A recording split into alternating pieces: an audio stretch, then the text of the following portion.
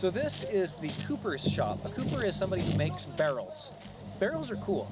For one thing, they are not shatterable in the same way that pottery vessels are. A pottery vessel is, you know, made of pottery, so it can snap and break.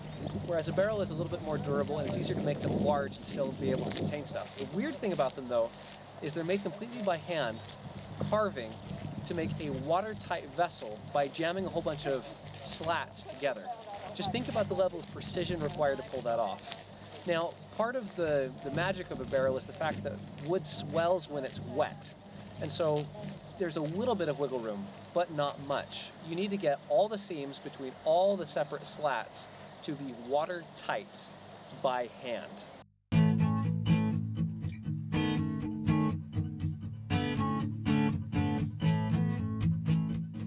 You'll notice the shape is slightly cigar shaped, like it's tapered at both ends with slightly wider in the middle, a little almond shape there.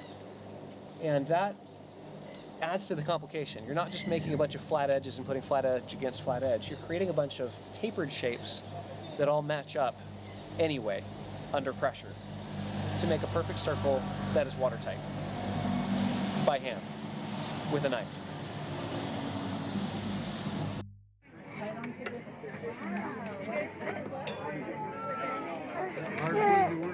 No, this is Western red cedar.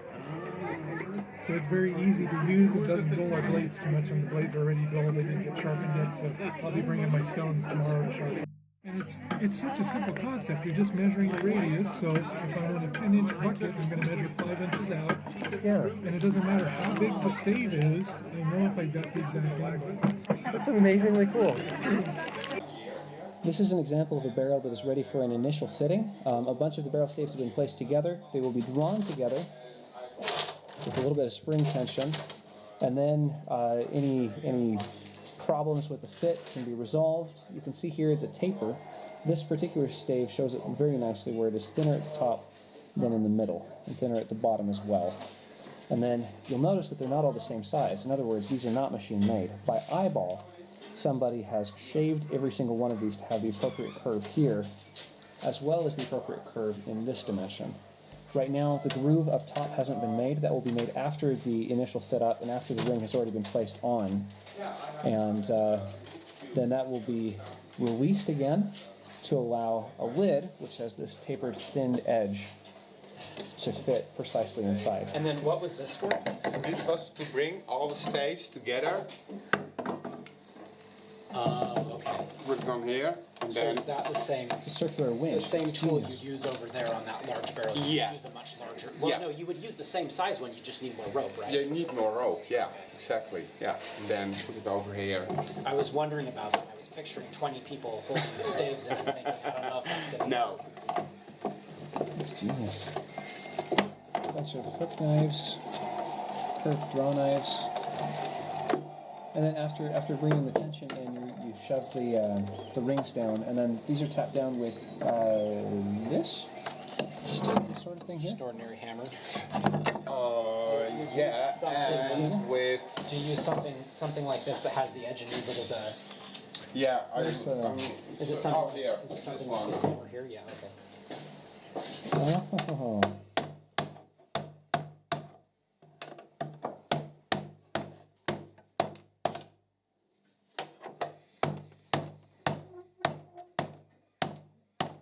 And you were explaining the process earlier that ring is going to come on and off several times Yeah. while making it, because you need to carve in the groove to hold the lid. Yeah, like here. That is tremendously cool. It's amazing. With this instrument. You can see here the blade. This is a large one. Okay, and this is rounded to match the Yeah. inside of the barrel. Yeah. So stick it inside and then spin it around. Oh. This one doesn't fit. Maybe this one. No, this one is also too big. And maybe a little.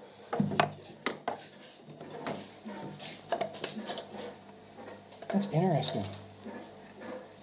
The number of custom tools in here is just crazy. Yeah. All these things that are designed for a specific size barrel or...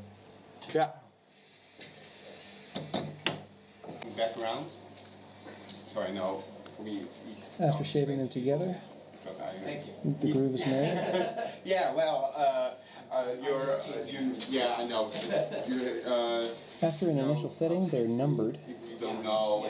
so that you have the order and you can make more precise fittings between each of them. Kind of have a stage. In this particular instance, these longer ones are being left long so that it will be a bucket with handles. So, Making the lid is relatively straightforward. It's done on a bandsaw, and for this one, there's no taper in that matchup, so this is just perfectly straight lines. And then these straight edges are matched up, and double-sided nails, basically spikes, are placed here, here, and here, and then pressure is going to hold that and make it watertight after it's been filled with liquid.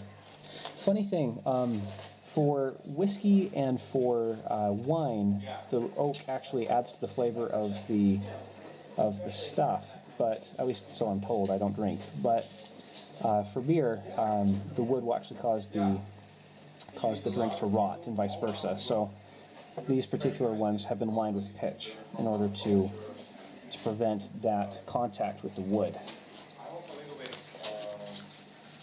This is a fascinating thing. Watertight wooden gaps. This is woodworking at its finest. Here we have an example of an oddly shaped one. This appears to be a riveter. Yep, that's what that is. This is a riveter for making the barrel hoops. Now, one thing that's interesting about the barrel hoops, you can see that many of these are thicker ones that are lap welded in a forge. The more common thing to see is these thinner strips of metal which are then riveted. This is machine-made thin gauge steel that's then been riveted to shape.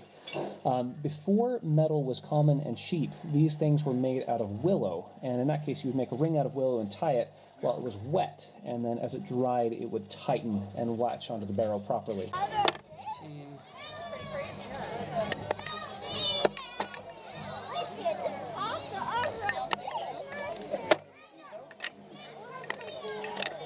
I'll be right back. Sorry.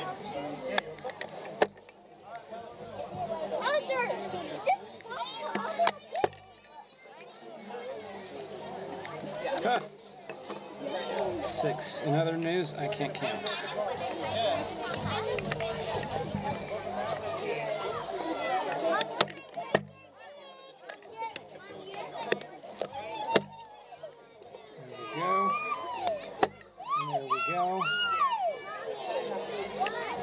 Okay, ready to see another magic trick? Come on, it's pinching the cloth. I'm going to make this bucket turn upside down. 1, 2, 3.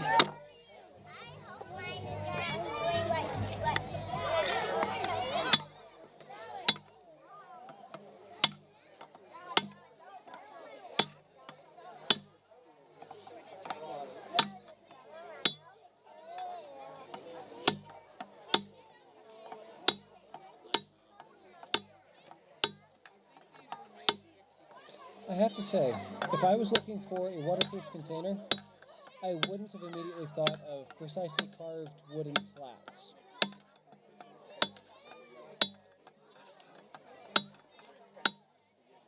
I would have thought of plastic, but that's because I'm from the 21st century. Dude, 5-gallon buckets, worth their weight in gold.